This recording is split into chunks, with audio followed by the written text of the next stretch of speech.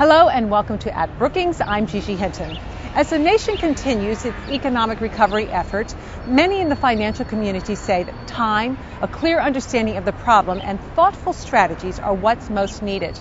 We'll hear from Brookings experts Robert Lighton, Doug Elliott, and Glenn Hutchins on that issue.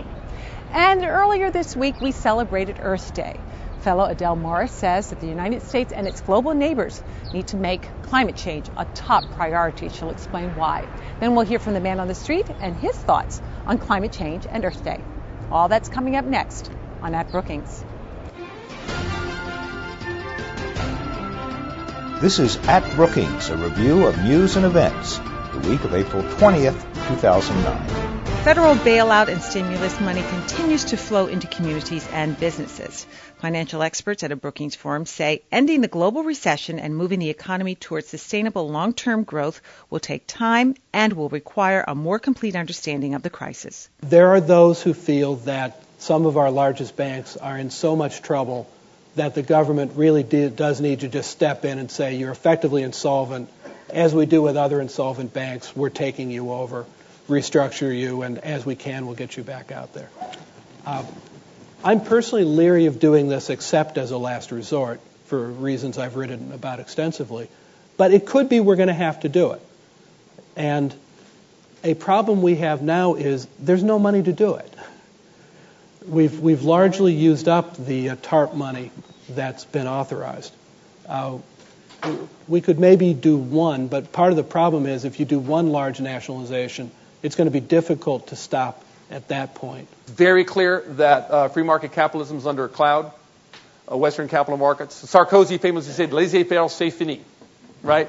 The central tenets of modern capitalism have been undermined as a result of the nationalization of the financial services sector around the world.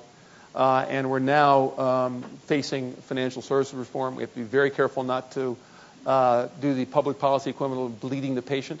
And make the situation worse during a time period when we need the financial services industry to help us recover. The U.S. global economic power and the appeal of U.S. democracy is eroding around the world. We have to go into a period of forced restraint because these massive deficits we're running. We can't do something like the Iraq War anymore. We simply can't afford it. So we're going to have to turn inward. So here's what I think we're going to end up on entitlements.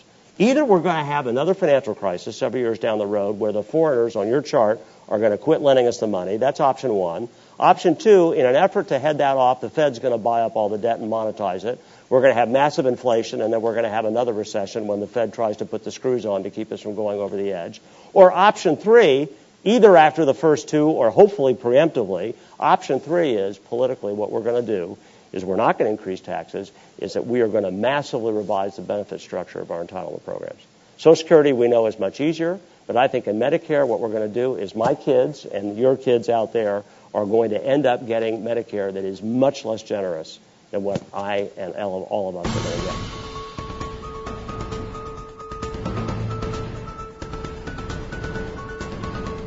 Yes, I think it's very important that more people get behind this idea that climate change and global warming is an actual problem. Everybody should think about it and try to make something for protecting the planet. Yes, the environment affects everybody, but I think it's something that doesn't have to be taken care of, until later on. C'est ce que je pense.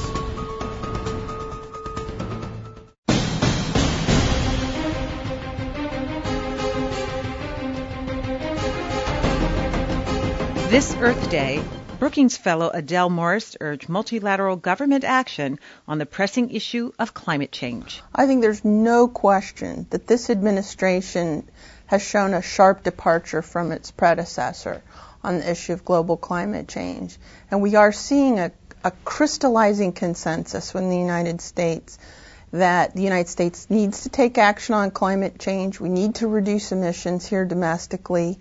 We need to leverage our domestic action into action by major trading partners and large and industrialized developing countries. So we have a lot of work to do domestically. We have a lot of work to do diplomatically as well. And I see that process underway now in a serious way. At Brookings is produced by the Brookings Institution.